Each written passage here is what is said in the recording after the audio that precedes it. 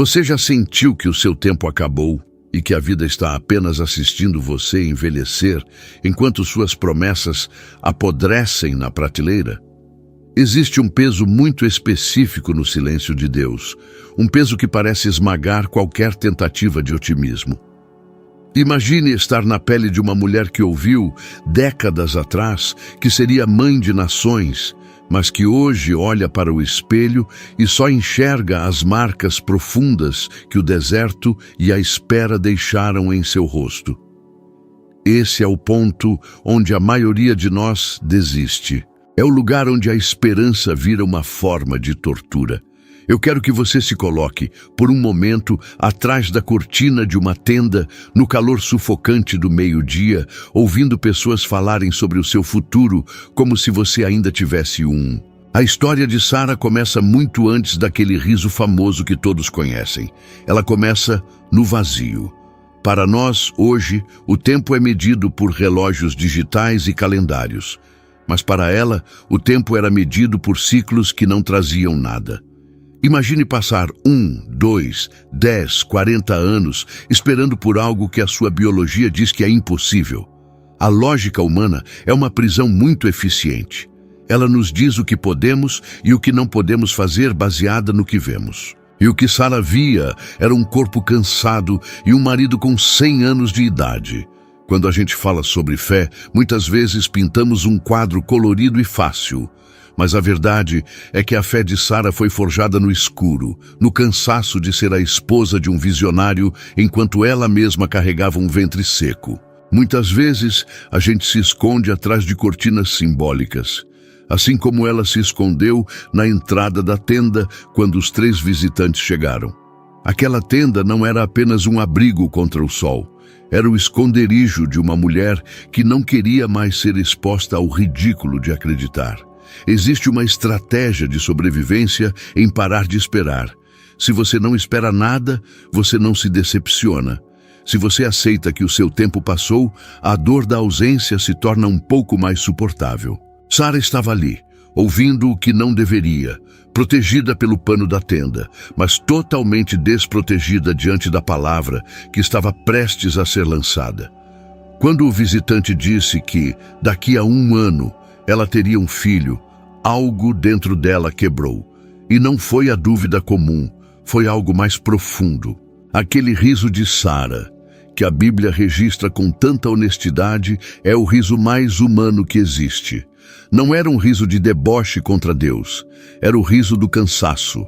É aquele riso que a gente dá quando alguém nos diz que tudo vai dar certo, mas a gente sabe que a conta bancária está zerada, que a saúde está falhando ou que o relacionamento acabou. É o riso da autoproteção. Ela riu por dentro. Ela não queria que ninguém visse, porque até para duvidar a gente tem vergonha. A gente tem medo de confessar que não acredita mais nas promessas que um dia nos fizeram levantar da cama com alegria. Sara olhou para si mesma, olhou para a sua condição de mulher de 90 anos e a conta simplesmente não fechava. Mas aqui entra a parte que realmente mexe com a nossa estrutura. Deus ouviu o pensamento dela. Ele não precisou que ela falasse. E a pergunta que ele faz é o que deveria ecoar na sua mente todas as noites antes de você dormir. Haveria algo difícil demais para o Senhor? Essa não é uma pergunta teórica, é uma pergunta estratégica.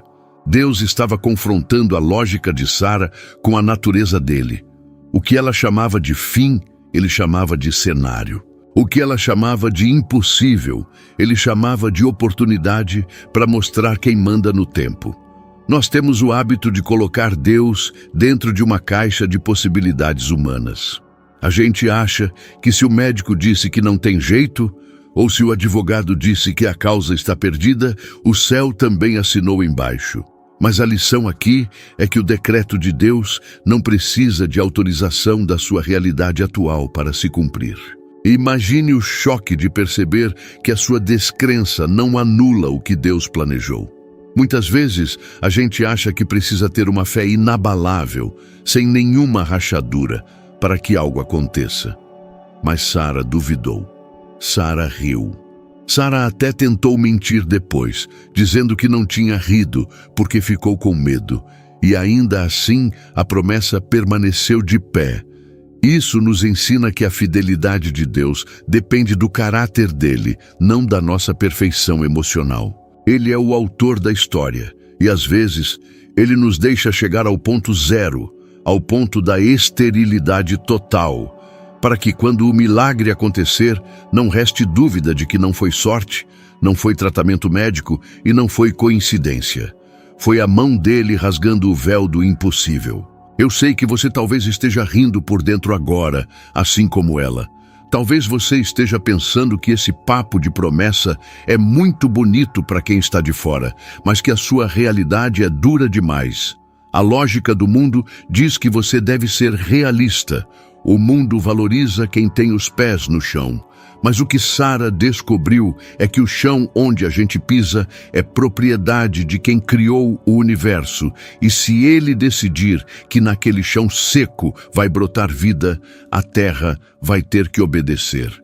A lição aqui não é sobre ser uma super-heroína da fé, mas sobre entender que até o nosso riso de descrença pode ser transformado em um riso de vitória se a gente parar de olhar para a cortina da tenda e começar a olhar para quem está fazendo a promessa. A gente passa a vida tentando controlar o tempo.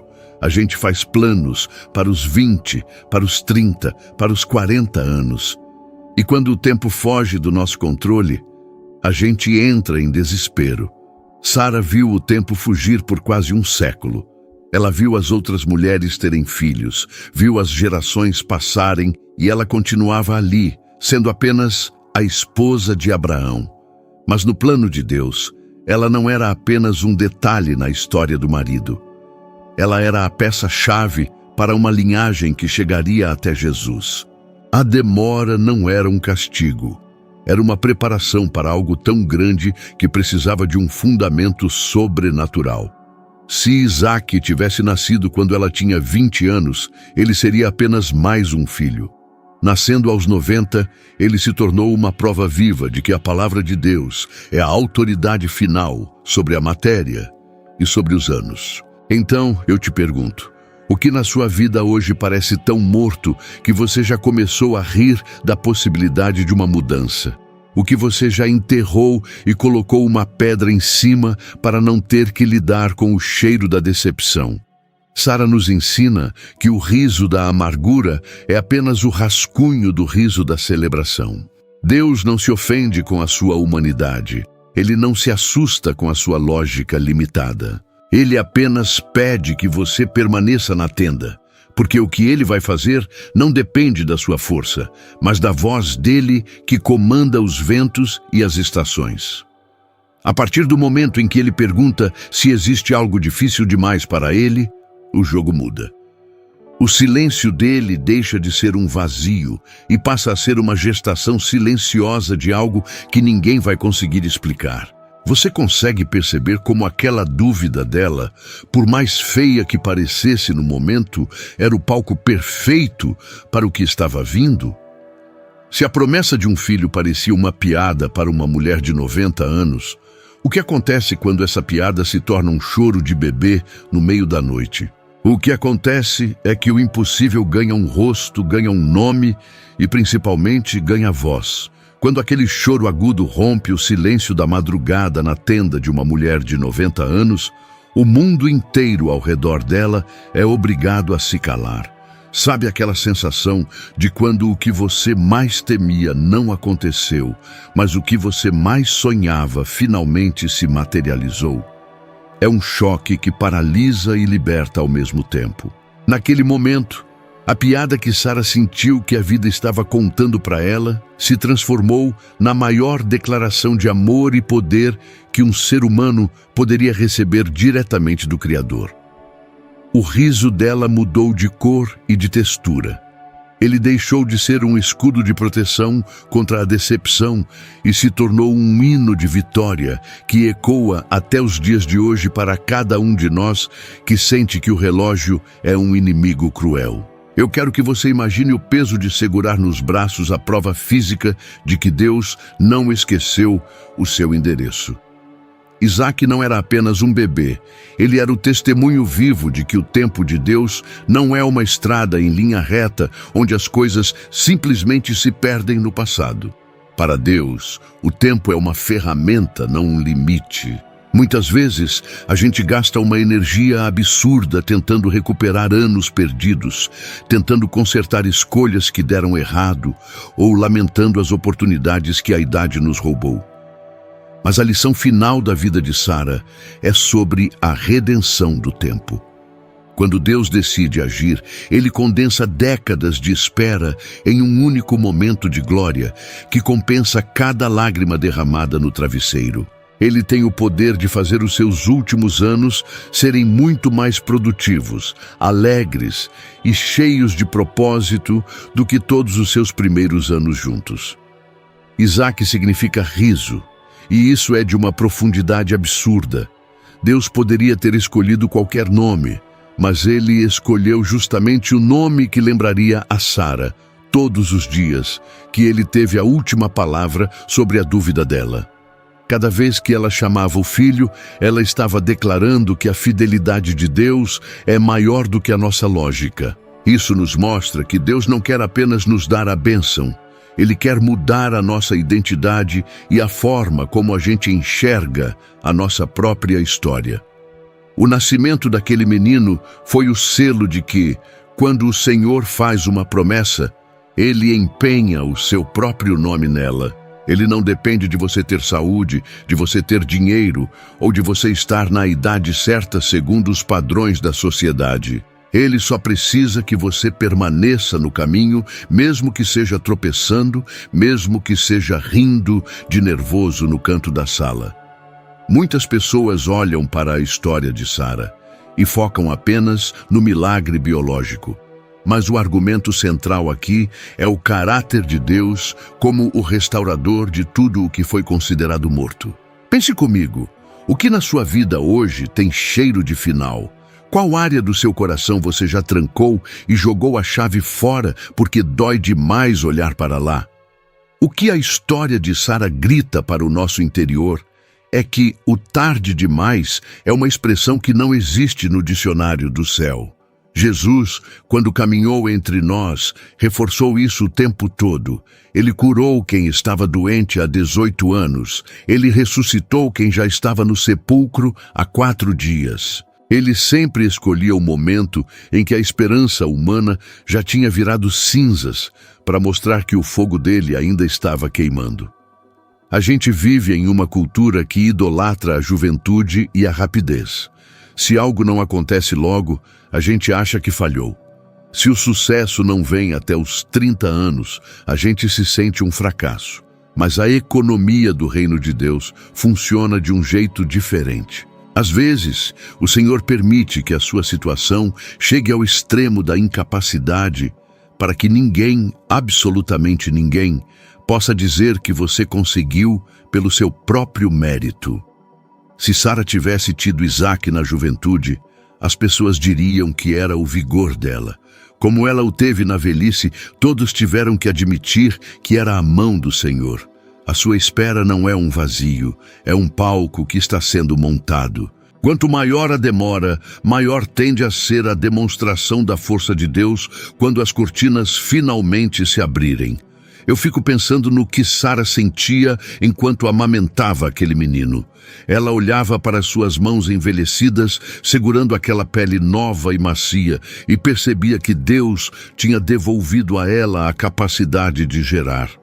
Ele não apenas deu um filho, ele renovou a vida nela. E isso é o que ele quer fazer com você hoje. Talvez você não esteja esperando um filho literal, mas você está esperando uma resposta, uma cura, uma porta aberta ou uma restauração familiar que parece impossível. A mensagem aqui é que Deus é especialista em trabalhar em terrenos áridos. Ele não precisa de solo fértil para fazer brotar uma árvore. Ele é a própria fonte de vida que faz o deserto florescer apenas com o som da sua voz. Não aceite o diagnóstico de que a sua vida estagnou. Não acredite na mentira de que os seus melhores dias já ficaram para trás. O Deus de Sara é o mesmo Deus que está ouvindo os seus pensamentos agora.